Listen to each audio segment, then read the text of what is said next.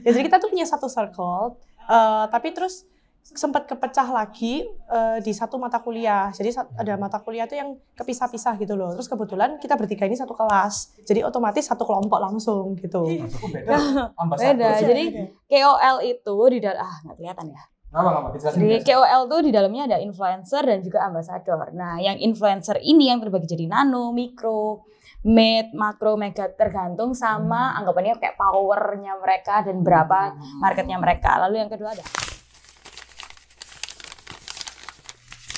Halo teman-teman sekalian, selamat datang di Glow Podcast bersama saya Akbar Perkasa selaku host, dan kali ini saya nggak sendirian, saya ditemani oleh dua wanita-wanita karir yang sangat sukses dalam bidangnya yang bergerak di jasa branding dan desain.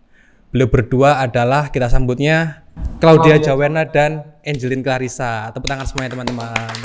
Terima kasih. Ibu-ibu sekalian, terima kasih sudah kesini, sudah menyempatkan waktunya dari Surabaya Barat yang jauh banget, terus kesini mampir-mampir menyenggangkan waktunya. Dan yang sebagai kita tahu bahwa ibu-ibu ini adalah memiliki jasa branding dan desain ya. Tapi teman-teman sekalian, sebelum kita mulai acaranya, jangan lupa klik like and subscribe ya teman-teman. Baik, langsung kita sambut. Di sini ada Bu Claudia Jawena bersama Ibu Angelin Clarissa. Jadi sebagai yang kita tahu bahwa di onset ini ada struktur organisasinya ya. Mungkin bisa dijelaskan dulu. Kalau nggak salah ini ada, tadi kita ngobrol ada CEO, ada CSMO, mungkin bisa dijelaskan dulu siapa-siapanya dan job desk-nya apa aja. Monggo silakan. Oke, jadi dari onsite sendiri kita itu foundernya dari Gabar. Jadi kita foundernya dari Ga. Terus dulu waktu kita kerjanya cuma bertiga, otomatis kita nggak ada yang namanya jabat-jabatan gitu ya. Jadi ngerjain semuanya projectnya. Tapi semakin kita grow ke sini, kita punya tim dan segala macam. Jadi kita punya konsentrasinya masing-masing. Jadi onsite ini dipimpin oleh saya sendiri. Claudia tuh as CEO, Chief Executive Director. Habis itu di bawahnya ada beberapa department ya. Jadi yang pertama ada HR, itu saya sendiri juga. Sorry, mic-nya ketutul. Lanjut. Oke, jadi yang kedua ada CSMO. Ini kedua dan ketiga ya. Jadi marketing and sales itu sama si Elin gitu. Lalu yang ketiga dan empat ini ada operasional, COO sama finance atau CFO, itu sama partner kita yang satu lagi Angel gitu. Ibu Angel, Jennifer Angelina berarti ya. Tapi karena bukan keterbatasan waktu namun keterbatasan tempat yang sangat sederhana ini. Besok-besok kalau misalkan tempatnya udah extend, nanti kita undang satu onset untuk datang kemari. Berarti Bu Angel siap-siap untuk datang ke sini ya kalau tempatnya udah selapangan futsal.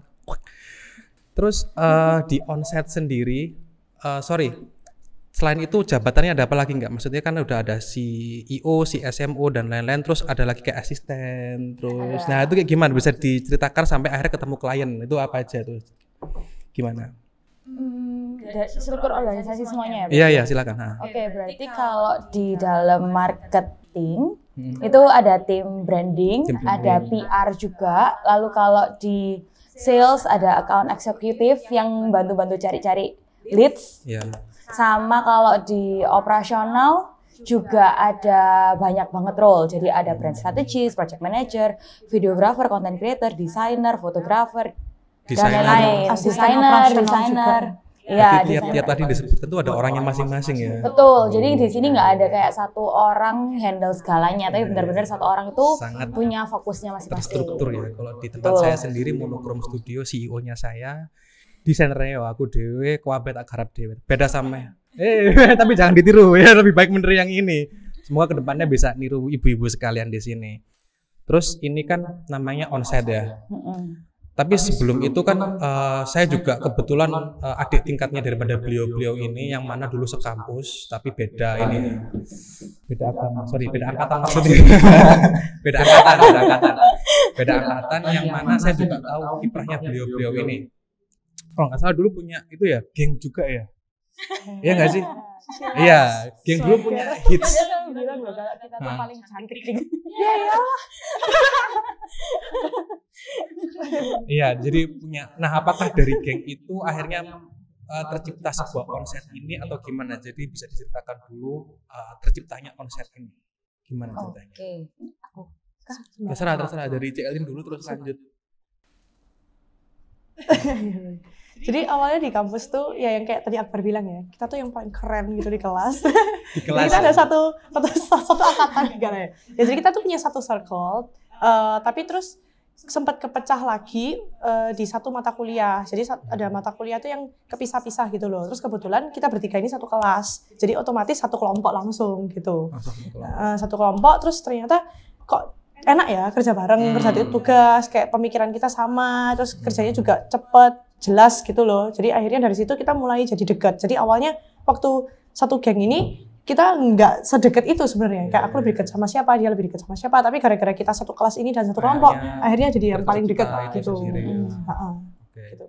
Dari Ibu Jawena ada tambahan? Nambahin dikit sih. Jadi waktu akhir-akhir skripsi itu Elin sempat nawarin, mau nggak nih ada peluang kayak apa ya tuh, part time. Iya, Semacam kayak part time di satu pabrik gitulah. Satu pabrik dia tuh lagi butuh desainer. Nah itu waktu lagi skripsi banget. Jadi itu bukan untuk keperluan magang atau apa. Jadi memang untuk keperluan skripsi. Nah di sana Elin tuh juga langsung nawarinnya aku sama Angel karena mungkin dia kelihatan ya siapa yang bisa diajak kerja bareng, anggapannya kayak gitu.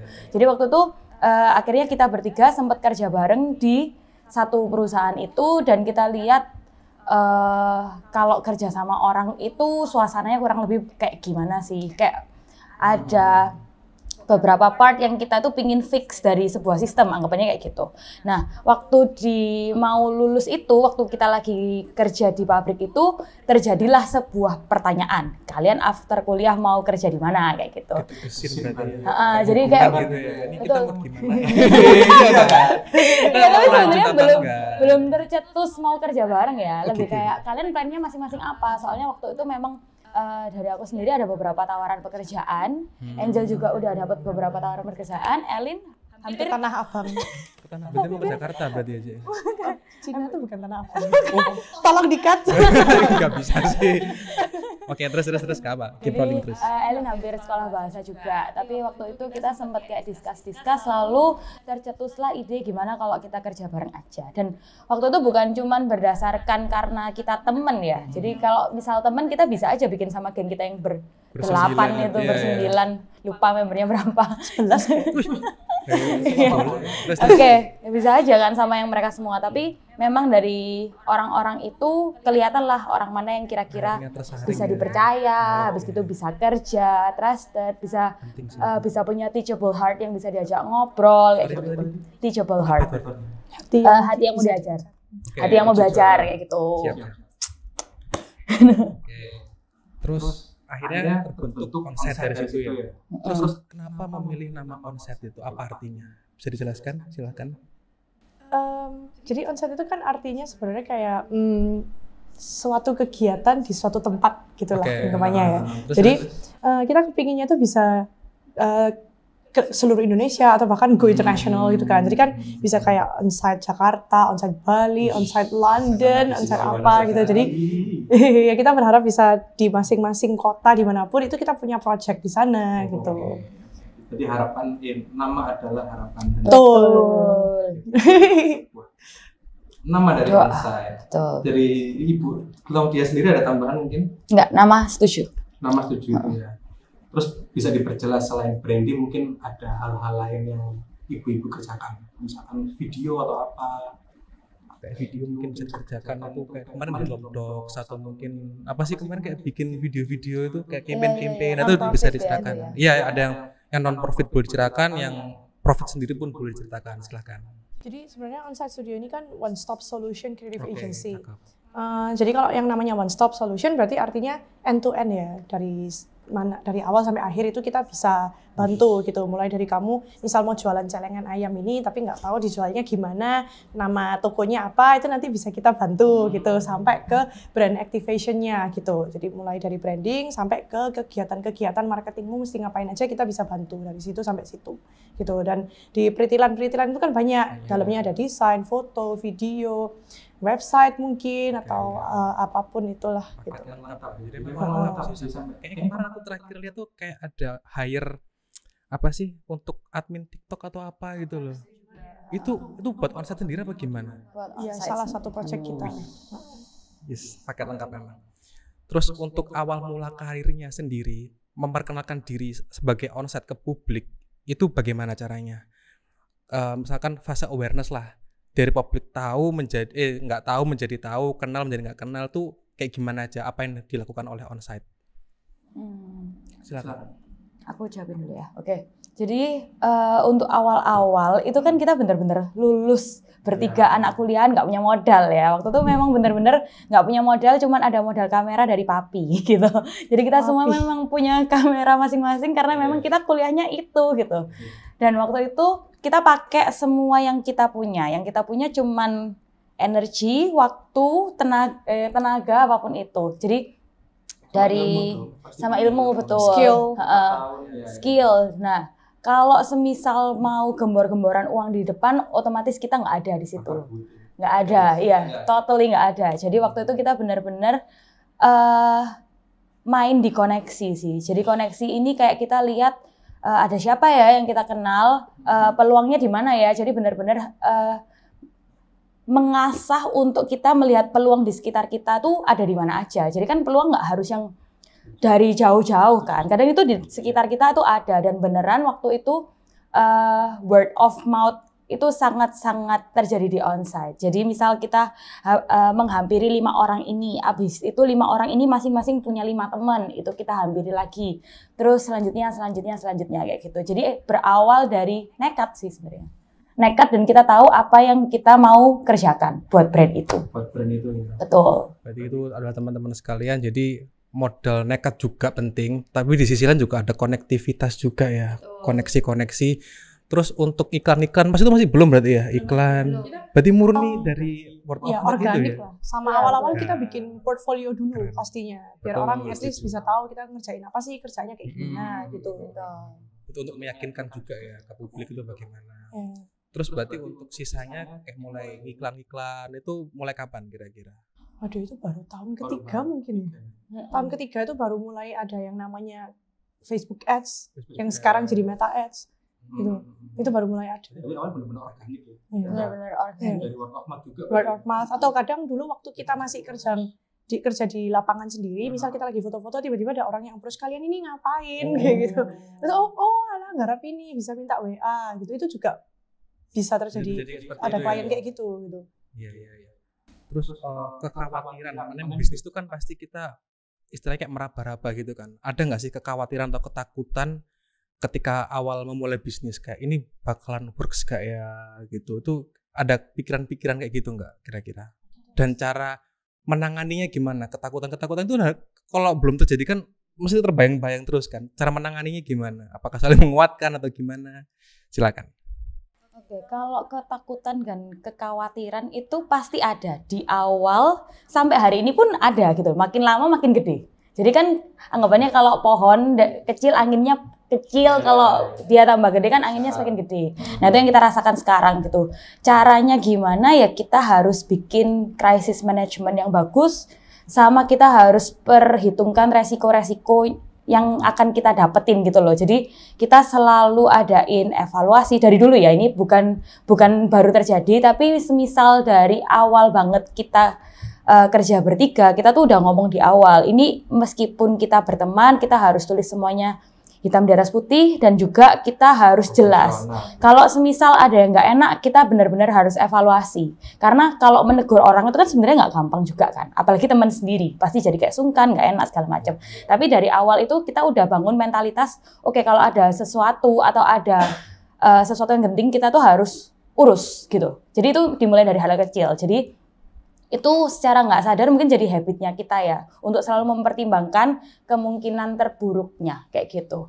That's why kalau sekarang kita setiap tahun, nggak setiap tahun sih, jadi anggapannya setiap bulan kita pasti ada evaluasi per divisi, supaya kita itu nggak yang benar-benar tiba-tiba masalah tuh gede. Kayak gitu. Jadi nggak tiba-tiba masalah gede.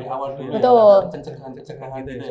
Betul. Soalnya kalau semisal kita cuma khawatir aja tapi kita nggak ada action untuk confront problem-problem kecil di sekitar kita, itu lama-lama bakal snowball, habis itu gede kan. Jadi kayak kalau semisal kita ada isu-isu kecil, itu harus segera ditangani supaya kekhawatiran yang gede itu akhirnya nggak ada.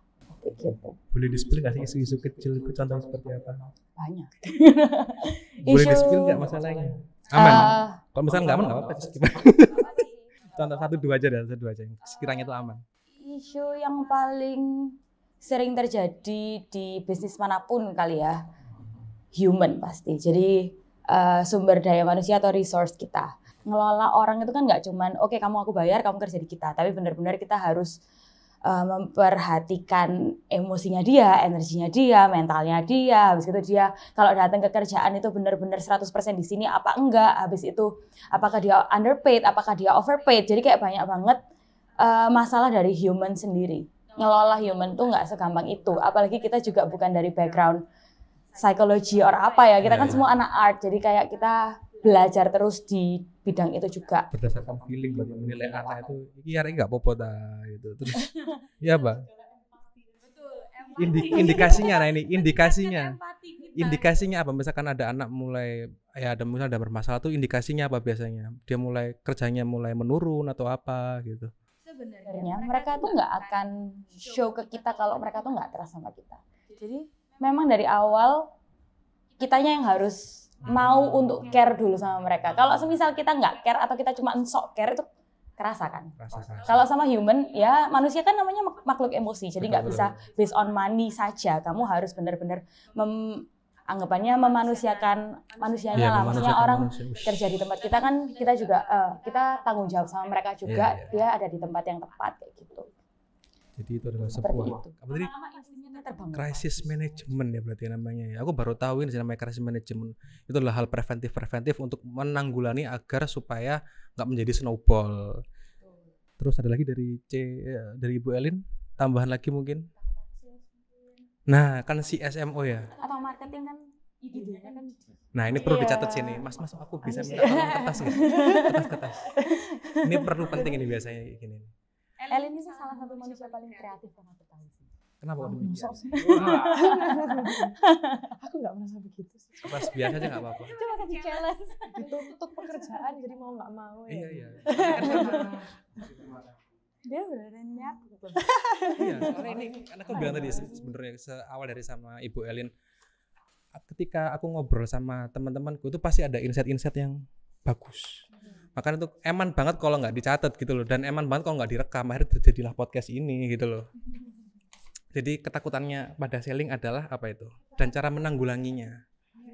Nah, nggak apa, silakan. Kalau dari sisi marketing itu mungkin gini, marketing itu kayak lumayan random gitu ya, mungkin kayak abu-abu gitu loh. Misal aku punya ide A gitu, oh keren ini pasti keren. Aku mau bikin kayak gini-gini, terus aku juga udah memikirkan secara budget, ini kayaknya masuk ini aku gini, nanti resultnya harapanku gini. Tapi ternyata waktu dieksekusi zong gitu loh, nggak sesuai gitu. Terus ternyata budget kok ternyata bengkak gitu. Awalnya aku mikir bakal kayak gini, udah dihitung, ternyata waktu eksekusi, waduh masih butuh ini lagi, duit lagi gitu. Misal ya, ini tapi ternyata idenya karena zong, jadi tidak kita jalankan. Jadi waktu itu aku sempat punya ide, gimana caranya kita tuh bisa muncul di mana-mana dengan low budget. Jadi akhirnya aku tuh memikirkan, aku tuh mau tempel stiker-stiker di gerobak-gerobak kayak nasi goreng, sate gitu. Itu kan antri toh, orang-orang antri di sana.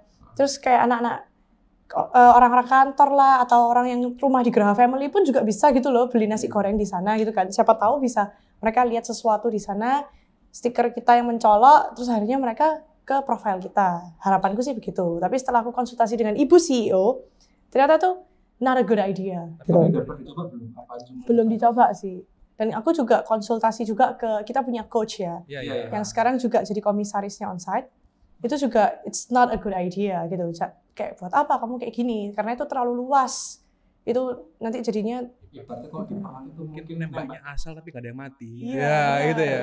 Mending sniper satu tok tapi langsung tepat sasaran. Jadi itu pentingnya sebuah evaluasi, diskusi sama riset juga ya sebenarnya ya. Jadi udah tahu banget nih marketnya kita tuh, target marketnya kita tuh yang mana kayak gitu. Harusnya disasar langsung ke target marketnya itu aja ya. Betul. Oke, itu adalah sebuah. Terus ada lagi nggak kekhawatirannya ini? Jadi sales ini kan setiap bulan kan pasti ada target ya. Setiap bulan harus berapa nominalnya gitu. Itu susah guys.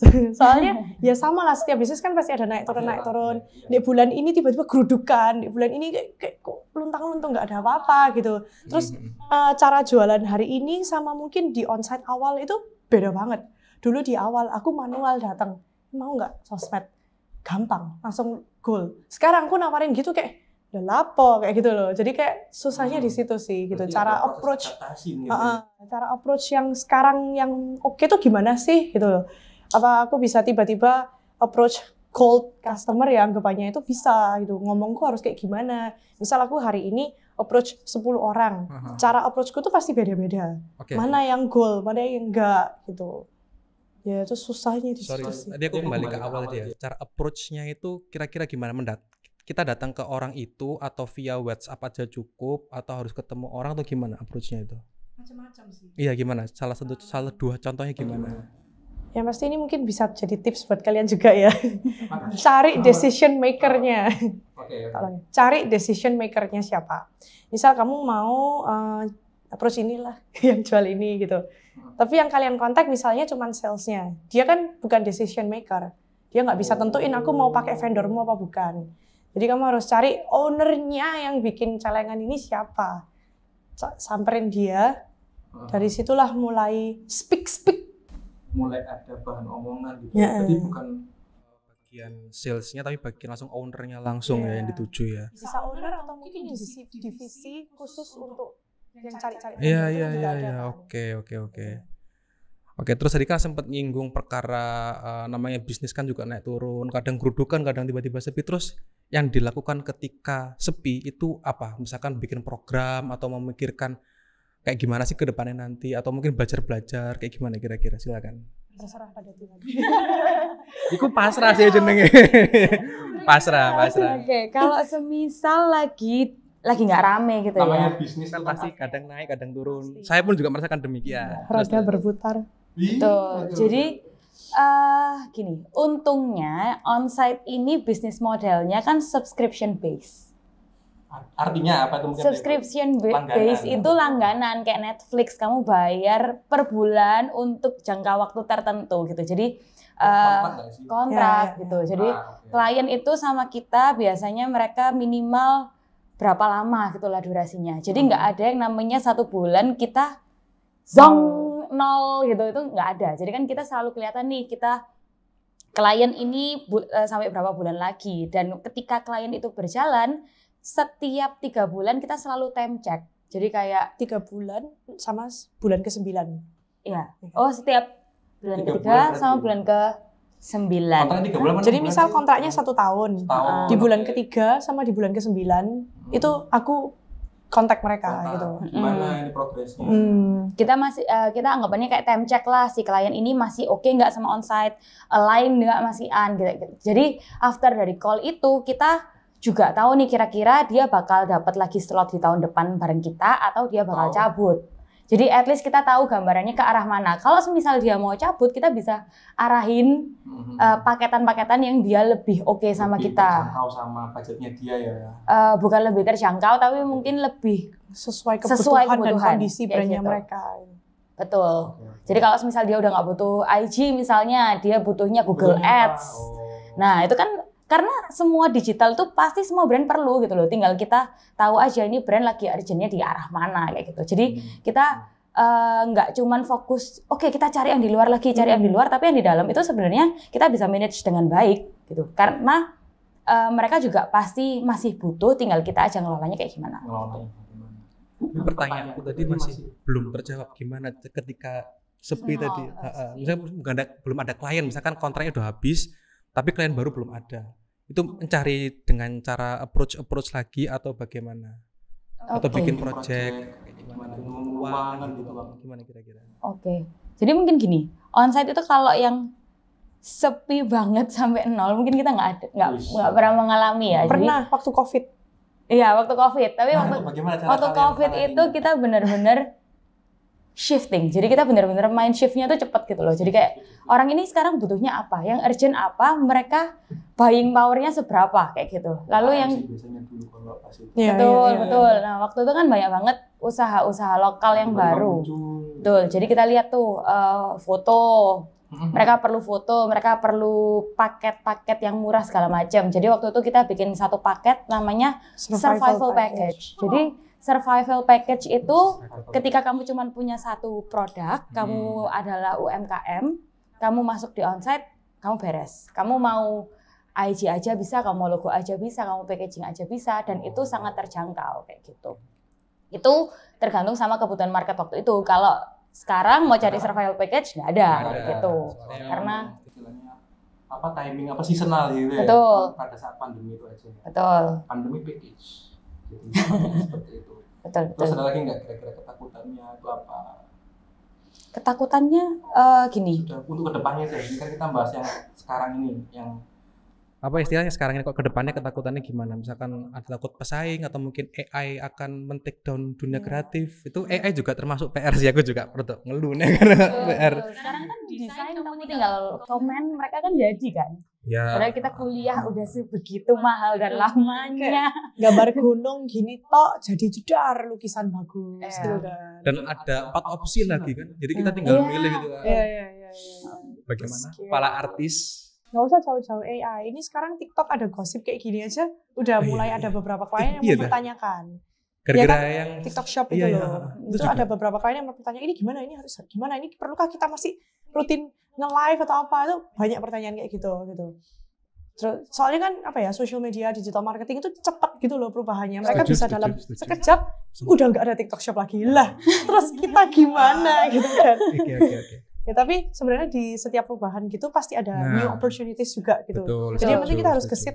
Kalau kita gesit ya bisa oke lah. Kalau misal kita slow-slow aja ya ketinggalan nanti. Berarti selain gesit, gercep juga dibutuhkan bisa membaca situasi ya, agar kita bisa beradaptasi langsung ya. Terus perkara survival package tadi ini berarti sekarang udah nggak ada. Misalkan ada orang pengen gitu udah nggak bisa lagi ya. Kalau survival package kita udah nggak main di sana lagi kayak gitu. terus ini namanya bisnis itu kan pasti harus butuh adaptasi. Mau nggak mau kita harus mengikuti perkembangan zaman. Langkah adaptasi yang dilakukan oleh Onset sendiri sampai saat ini itu apa? Misalkan bikin TikTok, karena aku juga sering dan nge-follow juga TikToknya Onset, juga sering bikin acara-acara juga gitu. Terus selain itu apa kira-kira? Adaptasi ini maksudnya supaya kita tetap relate dan relevan gitu ya? Relate, relevan dan eksis, selalu tampil, selalu ada. Oke. Dan menjadi top of mind brand. Nah, gimana ya? Jadi gini, kita balik aja, kita bayangin ya, target market kita kan siapa? Manusia tuh. Manusia tuh pada dasarnya egois. Mereka tuh nggak peduli sama kita. Mereka tuh pedulinya sama diri mereka sendiri. Jadi kita fokusnya itu bikin sama apa yang menjadi interestnya mereka, si target market kita. Jadi target market kita itu butuhnya apa sih? Mereka tuh pakainya apa aja, dari bangun sampai tidur, apa aja yang mereka lihat. Jadi touch point gak sih? Betul. Jadi ada yang namanya, kita tuh ada yang kayak 360 target market evaluation. Jadi 360 itu benar-benar kita lihat dari bangun, hal apa yang dia buka. Oh, kalau target market aku kalau pagi itu nggak buka TikTok, mereka tuh bukanya WA. Mereka misal ngecek grup chat. Habis itu mereka antar anak sekolah, mereka lewat jalan tol, mereka lihat billboard segala macam. Habis gitu sampai antar anak sekolah, mereka lunch sama teman-temannya di kafe segala macam kayak gitu. Jadi dari situ kita bisa lihat habitnya mereka, kapan mereka learning, kapan mereka nggak fokus, kapan mereka kita bisa masukin, anggapannya kayak gitu. Jadi dari situ kita bisa tahu nih, caranya supaya aku relevan sama si target market ini kayak gini. Karena sebenarnya kan kita tujuan kita kan bukan dicintai sama semua orang. Ya bagus lah kalau kita bisa sampai sana. Tapi anggapannya kita harus punya cult. Kita harus punya anggapannya kayak target market kita sendiri itu udah jadi kayak relate sama kita. Jadi di mana kita tuh bisa ngobrol, kita bisa sharing konten, mereka juga support kita juga support mereka. Jadi bangun itunya dulu. Gitu. Kan aku sempat dengar mengenai 360 360 lah ya. Iya, betul. Iya, 360 itu caranya gimana sih emang? Apakah harus melihat seseorang Dari dia bangun pagi sampai malam atau gimana caranya itu? Apakah mungkin lewat data, pakai Google Form misalnya? Jadi Kalau dari Onset sendiri gimana? Itu layernya banyak ya. Jadi ada yang based on observation, ada yang namanya market research juga. Kalau market research R&D itu ya? kita Beda ya sama jadi kayak R&D ya. Oh, beda. kalau market research itu kita tarik responden kayak gitu. Jadi biasanya habit mereka seperti apa kayak gitu. Itu salah satu service kita by the way. Betul. Iya lah, aku pengen belajar loh aslinya kan. Waduh, ketinggalan. Anggapannya jauh. itu proses awal sih kalau mau jualan gitu. Itu market research itu penting. Soalnya misal aku jual body lotion gitu ya. Aku punya nih produk body lotion jedar gitu. Tapi belum tentu ini yang dibutuhkan mereka. Gitu kan. Jadi pentingnya market research itu misal kita udah mau seleksi ya, aku fokus di perempuan umur segini. Itu kita cari mereka, kita interview, kita ada Google Form juga. Terus kita tanya mereka tuh sebenarnya cari apa sih di body lotion. Misal ternyata dari sekian banyak orang yang kita research, ternyata kita dapat, oh ternyata mereka itu suka body lotion warna merah jreng, terus ada scrub misalnya kayak gitu. Barulah aku bikin body lotion yang seperti itu, yang sesuai market demand-ku. Jadi nggak semata-mata aku sudah punya ini, aku jual, ternyata barangku ini nggak dibutuhkan mereka gitu. Muncrat. Jadi mungkin nanti akan ada pertanyaan, bahkan mungkin sering ditanyakan, mana dulu branding atau produk. Nah mungkin nanti dibahas nanti aja ya, nanti kita sekarang mau lanjut ke pertanyaan berikutnya, yaitu cara scale up-nya gimana? Maksudnya kan kemarin dulu tuh dari 3 orang yang belum punya pengalaman, terus lanjut besar sampai sekarang punya jabatan sendiri-sendiri, bahkan jobnya sendiri-sendiri. Terus kira-kira cara scale up itu gimana? Untuk menyadari bahwa oh ini aku harusnya berubah, oh ini harusnya punya orang sendiri-sendiri, itu gimana kira-kira? Cara sadarnya. Iya. Jadi itu penting sih, kalau kadang-kadang ada orang nggak sadar juga. Iya, kalau semisal kita sebenarnya sadarnya juga agak lama ya. Tahun ketiga Sebenarnya kita dari merasa, aduh aku gak sanggup maneh iki ngerjakno dhewe. Awalnya kan kita kerjain semua kayak kamu, Superman dong. Iya. Pagi syuting sampai sore, malam Oh iya editing sih. sampai subuh, Iya. sampai aku lihat matahari lagi, Betul, tidur ketemu 3 lagi. jam syuting lagi. Kantong mata guys. Terus dari situ baru kita merasa kita butuh tim sih, kita butuh expand gitu. gitu.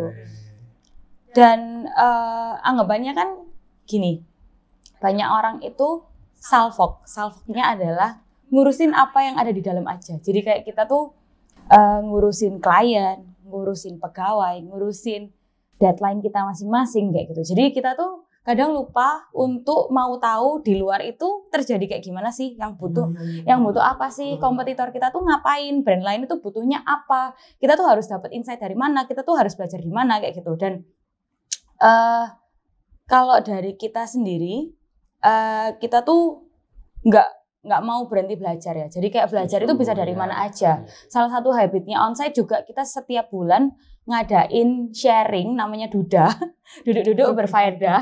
Nah, jadi di onsite itu kita membiasakan habit kalau kita tuh mau saling belajar, dan belajar itu bisa dari dekat. Kalau di onsite sendiri bisa dari teman kanan kirinya mereka. Berarti internal ya, bukan dari Itu internal, itu habit yang kita bangun di internal. Secara eksternal kita sendiri juga aktif, misal ikut seminar atau kita baca buku atau apapun itu, dan setelah kita ngikutin itu ada output yang kita bisa pertanggungjawabkan ke partner kita. Contoh, Elin sekedar mau beli buku aja, request ke aku nih, Jaw aku boleh nggak beli buku marketing? Oke boleh, nanti outputnya kamu bikin SOP marketing apa segala macam ya kayak gitu. Jadi ada yang dipertanggungjawabkan. Kamu nggak cuma investasi baca, belum tentu dibaca, tapi benar-benar itu bisa diterapkan ke kita. Kamu dapat apa, yang bisa diterapkan di kita tuh apa kayak gitu. Dan di 2 tahun yang lalu kita memutuskan untuk ikut salah satu coaching bisnis gitu, karena kesadaran kita kalau kita nggak bisa cuman repetitif yang gini-gini aja. Anggapannya kayak oke, klien masuk keluar ya gitu-gitu aja. Ya mau sampai kapan bisnis ini, apakah bisnis ini bisa grow, apakah bisnis ini bisa sustain sampai berapa puluh tahun lagi gitu kan, jawabannya belum tentu kan. Akhirnya. That's why kita sadar kalau kita tuh sangat perlu mentor dan juga anggapannya kayak kacamata orang yang memang certified di bidangnya untuk bisa kasih kita tunjuk blind spot kita kayak gitu. Karena kan kita ini kan tiap hari sibuk nih dengan aktivitas kita. Nggak bisa yang kayak oke, Elin dan Angel kerja, aku full time mencari info dan belajar. Itu kan nggak bisa, kan ada beberapa hal juga yang harus aku kelola di dalam. Nah, waktu kita anggapannya kayak investasi untuk orang tersebut, itu sangat membantu kita. Jadi kayak benar-benar perubahannya pesat gitu. Nggak harus hire business coach atau apa ya, tapi tahu yang works untuk bisnis kalian dan untuk kaliannya juga, yang cara belajar kalian juga nyambung dan segala macam, dan mau belajar, anggapannya kayak gitu. Oke, jadi itu adalah cara skill up dari onsite, terutama harus mau belajar juga. Betul. Ya kan, habis itu harus langkah-langkah adaptasi juga harus, kalau bisa cari mentor sekaligus orang yang tahu blind spot kita ya. Betul. Oke, terus itu mungkin sudah cukup. Kita akan diskusi tipis-tipis mengenai branding ya, karena mungkin banyak teman-teman sekalian tanya branding itu apa. Mungkin aku bakalan tanya juga, dan aku juga bakal urun jawaban apa itu branding. Itu yang basic. Pertanyaan adalah itu, nanti mungkin bisa dijawab dari C. Elin dulu, Bu Elin, terus lanjut ke Bu Claudia, terus saya terakhir. Gimana? Monggo silakan. What is branding? Karena mungkin kita sering dengar, sering mengucapkan, tapi nggak ngerti branding ku, oh mas merek, tapi kan ada lebih dari itu kan sebenarnya. Silakan. Mungkin kita bedain dulu ya, bedanya brand sama branding itu apa, soalnya dua ini berbeda. Misal brand, orang mikir oh brand itu logo gitu kan, tapi it's not as simple as that gitu loh. Jadi kalau brand itu sebenarnya rada cheesy sih, tapi emang benar, itu kayak janjimu kepada customermu gitu. Itu tuh brand. Kalau semisal branding sesuai bahasa Inggrisnya ya ada ing, itu berarti kan kata kerja. Jadi itu proses yang disengajakan kegiatanmu untuk mencapai janji-janjimu ini tadi gitu. Dan branding ini lebih kayak how you want to be presentable gitu mungkin ya. Jadi kayak misal branding itu anggapnya kayak manusia ya. Misal aku Elin, aku tuh pingin orang lihat imageku tuh kayak gimana sih gitu kan. Misal aku cewek kue misalnya, aku pingin jadi cewek, dilihat orang jadi cewek kue. Ya aku selalu pakai baju-baju yang warna-warna pastel kayak gitu. Ya kan? Bukan aku tiba-tiba pakai baju yang hitam garang rantai-rantai loh, aku gak jadi cewek kue gitu kan. Jadi jadi kayak branding itu juga cara kamu present ke orang dari visualmu ya, yang di dalamnya salah satunya logo, lebih ke visualnya itu tadi, logo, tipografi, stylemu mau seperti apa. Terus selain itu kan tadi kegiatan yang disengaja ya. Jadi branding itu juga kayak marketing activationmu di sosmed, kamu mesti ngapain, ngomong sama orang itu yang kayak gimana, kegiatan offline-mu mesti kayak seperti apa, yang supaya akhirnya orang kalau kelihatan kamu itu langsung oh kamu tuh yang ini gitu. Oke. Berarti punya identitas sekaligus diferensiasi. Betul diferensiasi. Terus kayak kuliah loh rek, percuma kamu nggak bawa ini, harus ditat semua nih pertanyaan apa tadi, jawaban. Ada lagi? Nah silakan Bu Clau. Setuju sama Elin juga, mau nambahin juga mungkin branding itu the whole experience ya.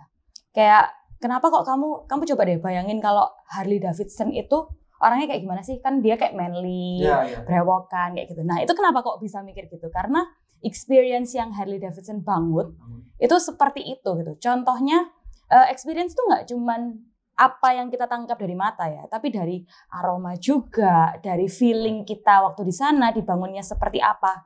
Contoh waktu kita masuk ke Garuda Indonesia, mereka ada parfum tertentu, mereka kalau bungkuk selalu derajatnya ada aturannya kayak gitu. Jadi kayak oh Garuda Indonesia tuh experience-nya seperti ini, brandingnya seperti ini kayak gitu. Jadi branding itu nggak cuman berhenti sampai visual tapi tapi experience. Dan itu experience-nya terus ya, nggak cuma sekali, nggak cuma event gitu. Kalau aku pernah baca tuh, untuk agar orang itu bisa ingat sama brand kita tuh kita harus menguasai 5 indera. Visual, audio, indera peraba, pengecap, sama apalagi itu 5 pokoknya. Jadi itu harus dikuasai semua. Terus kalau aku sendiri kalau boleh urun, branding tuh ya bener kata Bu Elin tadi, itu brand sendiri itu sebenarnya dari Jerman kalau nggak salah. Jerman kuno, ada yang bilang bangsa Viking pun juga menggunakan kata brand. Tapi bukan brand, itu kalau nggak salah brander, BRANDR. Itu pakai bahasa Slovakia atau apa, Skandinavia. Yang artinya adalah membakar. Jadi apa yang dibakar ketika itu yang dibakar adalah sebuah besi yang dipanaskan dan ditancapkan di paha sapi pemiliknya masing-masing. Jadi brander sendiri ini itu adalah sebagai tanda, yang mana itu adalah sebagai untuk identitas maupun sebagai diferensiasi pemilik sapi-sapinya itu. Jadi biar nggak ketukar. Jadi sebenarnya brand itu adalah sebuah tanda sih kalau aku. Jadi itu kita dapat 3 insight ya dari sini ya. Terus pertanyaan tadi yang kita sempat singgung dari awal, duluan mana kira-kira, produk atau brand? Silahkan. Itu kayak pertanyaan duluan mana ayam sama telur sih sebenarnya. Ya nggak sih? Sebenarnya dua-duanya itu bisa sih. Bisa paralel ya berarti ya? Iya. Oke. Semisal kalau udah terlanjur nih produknya udah ada celengan ayam, ya dicari aja berarti siapa yang kira-kira butuh yang seperti ini. Itu kalau yang udah terlanjur udah ada produknya. Tapi kalau misal belum terlambat, misal kayak kamu pabrik body lotion, kamu bisa ngatur sendiri, itu alangkah lebih baiknya kalau kamu dimulai dari demand-nya mereka dulu supaya nggak terlanjur gitu sih. Dari demand berarti ya. Karena aku pernah baca bisnis yang baik itu adalah bisnis yang bisa memecahkan masalah. Iya, betul. Jadi mungkin adanya branding ini tuh kita juga bisa memecahkan masalah dari awal duluan ya. Oke. Lanjut, sudah apa kata tambah lagi? Ya itu sih, nambahin selain bisa problem solving, sesuai sama market demand. Jadi dipastikan ada yang interest beneran sama produkmu. Gitu kan. Soalnya gimana-gimana kamu branding udah bagus, marketingmu udah bagus, tapi kalau barangmu itu value-nya nggak ada, ya nggak akan kejual. Tapi bisa loh, sekarang pakai gimmick-gimmick sekarang kejual loh, barang-barang yang nggak penting bisa dijual. Naik seketika ya. Itu hype, iya. Selesai. Yang mana? Gitu. Iya. Betul. Ada lagi dari Bu Jauh? Gini mungkin, branding atau selling dulu. Sebenarnya tergantung bisnis kalian kan. Ada yang sellingnya works banget, ada yang brandingnya works banget. Tapi gini, kalau semisal kalian selling dulu sebelum branding, itu kalian menciptakan ruang di mana orang itu bisa menilai sendiri brand kalian itu brand yang seperti apa.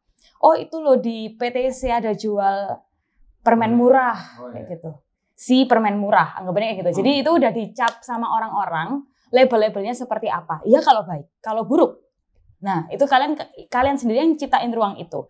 Sedangkan kalau misal kalian branding di awal, kalian yang menciptakan persepsinya. Dikontrol. Itu sesuatu yang kalian punya power dan kalian punya kontrol. Ini loh, aku kayak gini. Aku nge-solve problem A, B, C, D, E. Nggak perlu nunggu target marketnya. Dari sana terbentuklah niche audience yang memang butuh sama brand kita. Anggapannya kayak gitu. Jadi kalau aku tim mana, aku pasti tim branding dulu sih. Gitu. Tapi bukan berarti tidak mempedulikan value dari produknya itu sendiri. That's why perlu brand strategis di awal kayak gitu. Jadi kalau aku lihat itu branding itu kayak membangun rumah harus ada blueprint-nya dulu. Betul. Ya nggak, kalau misalkan pengen bangun rumah terus kamarnya nggak tahu di mana, nanti kan asal-asalan jatuhnya. Andai kata ada branding ini kita bisa memudahkan lokasinya ini di mana, terus apa yang kita serve ke publik dan lain-lain. Branding juga penting supaya menghindari kalau ada pesaing baru sih sebenarnya. Misal kayak misal ada bar gitu ya. Ini udah di branding, oh ini kalau di sini tuh speakeasy, hidden gem.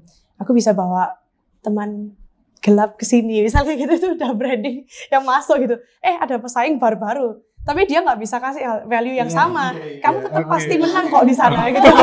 Ya kan? Pertanyaan itu kenapa bar yang harus bisa membawa teman? Saya punya bar, datang ke tempatku. Iya, aku boleh nambahin kalau nggak salah ibu-ibu ini punya apa namanya? Yang di opak itu boleh di-spill nggak? Labrador taproom. Labrador taproom. Itu bisa bawa ke kasih ke bisa banget tempat kita rekaman dengan remang-remang. Ya bisa main-main lah ke sana. Ya. Terus pertanyaannya gini, kan kemarin aku sempat ikut mengenai apa sih kayak seminar-seminar dari Onsite itu ya. Dan di sana aku menemukan banyak banget istilah yang aku nggak ketahui. Maksudnya aku ini anak desain tapi aku nggak tahu istilah-istilah kayak gitu. Contohnya call, kayak ketika pembicara ngomong call, apa ya karo iki aku. Iya, makanya itu pasti ngomong dia call. Terus aku pas lagi seminar itu aku search KOL itu apa? Ternyata key opinion leader. Key opinion leader. Nah, itu terus bedanya sama influencer itu apa? Beda nggak sih? Aku bayanganku sama, KOL sama influencer itu sama. Beda nggak kira-kira? Gimana jelasin? Beda sih. Kapan hari kita ya pernah research sih. Apa ya bedanya? Beda ya, berarti beda ya. Mungkin lebih ke segmented gitu mungkin apa gimana? Kalau KOL itu seingatku itu sing lebih bukan lebih expert di bidangnya gitu loh. Ya nggak sih, memang mereka profesional di bidang itu. Anggapannya kayak brand ambassador berarti juga apa mungkin gini, mungkin Itu Mungkin beda. sama, cuman penyebutannya beda. Teman-teman kalau misalkan tahu apa itu, Aku tuh ada tabelnya loh di iPad. Lupa. boleh dibuka mungkin Saya bisa ada nggak? kita Ya, itu kita kuliah sebentar. Terus apa Nyontek. lagi ya? Istilah-istilahnya yang baru-baru ini apa ya? Aku Nyontek. juga. banyak sih istilah banyak. Sekarang malah ada afiliator, itu beda lagi ya kan. Afiliator itu gimana? Afiliator itu kayak di TikTok. Jadi misal kamu afiliator gitu ya. Terus aku jualan HP. Aku endorse kamu bikin konten, terus ada keranjang kuning, nanti sharing profit sama kamu. Iya. Gitu. So this one, tada gitu, presentasi dong. Iya, aku. gimana? Jadi Aku beda. Ambasador. beda. Jadi KOL itu di dalam nggak kelihatan ya. Nggak dijelasin. Jadi KOL tuh di dalamnya ada influencer dan juga ambassador. Nah, yang influencer ini yang terbagi jadi nano, mikro, mid, makro, mega, tergantung sama anggapannya kayak powernya mereka dan berapa marketnya mereka. Lalu yang kedua ada ambassador. Nah, pembedanya berapa ada banyak. Ikut aja di seminarnya onsite. Belum, nanti stay tune aja di IG. Terus ada lagi nggak yang baru-baru ini di ranah desain ya? Kita sembari menambah vocabulary karena seiring berjalannya waktu pasti ada. Vocab kalau di digital marketing tuh banyak banget. Ya kita ambil satu dulu aja deh, jangan banyak-banyak. Mengenai apa? Kayak ads itu perlu lah. Wis tahu pasti. Sudah tahu Apa? Gimmick apa? Gimmick itu Tadi aku sempat bahas sama Ibu Elina sih, gimmick itu adalah salah satu upaya sebuah brand untuk mendapatkan notice dari target market atau audience. Contohnya aku pernah mempelajari, bukan belajar. Gimmick di luar sama dalam itu beda. Kalau di luar tuh kayak misalkan guerrilla marketing ya, kalau bahasa brandingnya. Itu adalah marketing yang bergerilya. Contohnya adalah misalkan rilis film It yang clown itu. Di luar negeri itu dia rilisnya tuh dengan cara menempelkan balon di selokan-selokan. Oh, iya. Yang mana itu akan menjadi recall orang-orang yang sudah pernah melihat dan akhirnya menjadi bahan omongan. Jadi bahan omongan akhirnya tercipta sebuah istilah branding kan intinya kan adalah jadi bahan omongan gitu kan branding.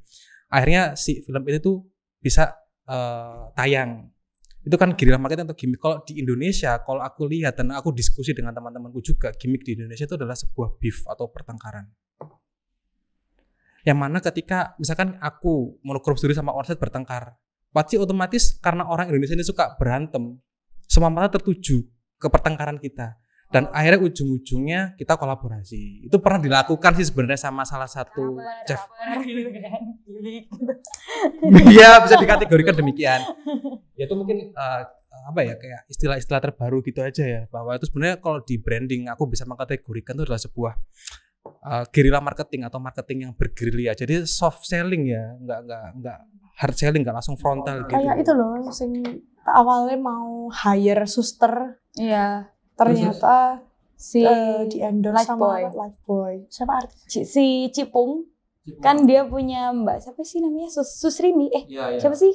Ya dia kan punya Susrini ya. Nah abis itu kapan hari itu di postingannya Nagita ada kayak poster asisten cari asisten. Jadi kayak si Susrini ini nyari asisten gitu loh yang bisa bla bla bla bla bla gitu. Dan itu memang engagementnya sangat tinggi dibandingkan postingannya Nagita yang lain gitu loh. Dan ternyata itu adalah ads dengan si Lifebuoy gitu. Jadi asistennya Susrini adalah si Lifebuoy itu. Itu smart sih.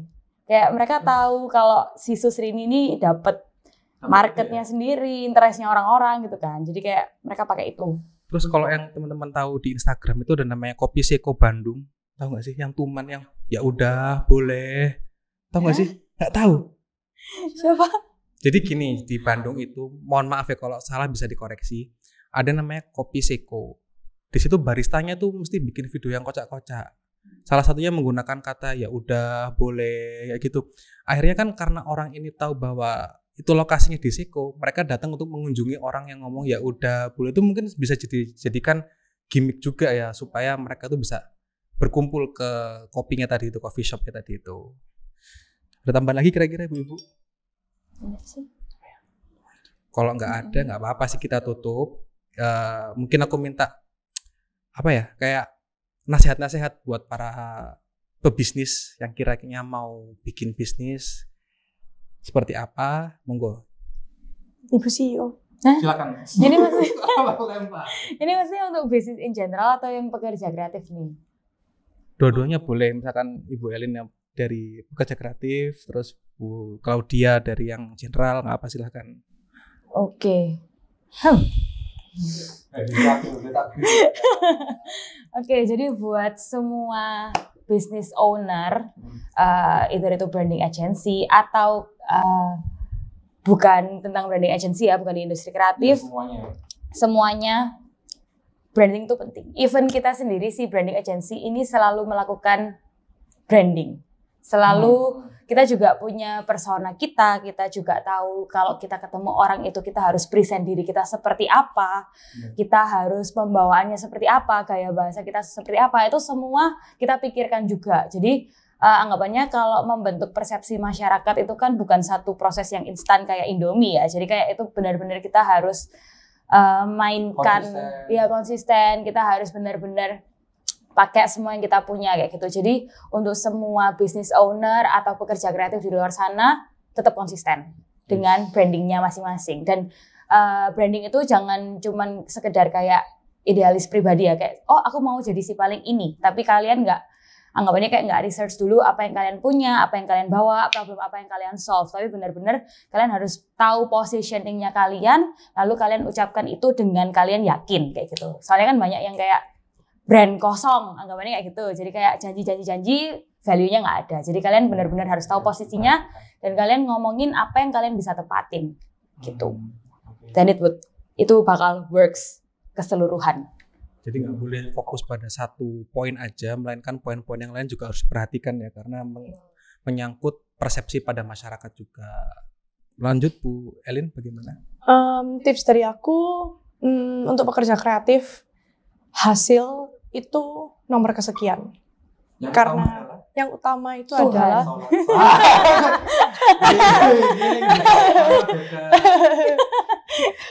ada keyakinan. Ya, jadi hasil itu nomor kesekian. Desainmu, fotomu, videomu, hasil output itu nanti. Yang nomor satu itu people skill, after salesmu, customer servicemu, cara kamu ngomong sama customermu, menjawab dia enak nggak diajak ngomong sama dia. Itu yang paling penting. Oke, jadi gitu teman-teman sekalian. Pesan-pesan daripada para pakar-pakar brand ini kayak kuliah, benar-benar kayak kuliah. Jadi dan ini sudah di ujung acara. Saya ucapkan terima kasih pada ibu-ibu sekalian sudah mau menyenggangan, meluangkan waktunya di sini untuk sharing-sharing buat teman-teman sekalian di YouTube. Dan teman-teman bagi yang belum subscribe, jangan lupa subscribe, like, and share. Baik, terima kasih dan sampai jumpa di acara-acara berikutnya. Bye. Bye.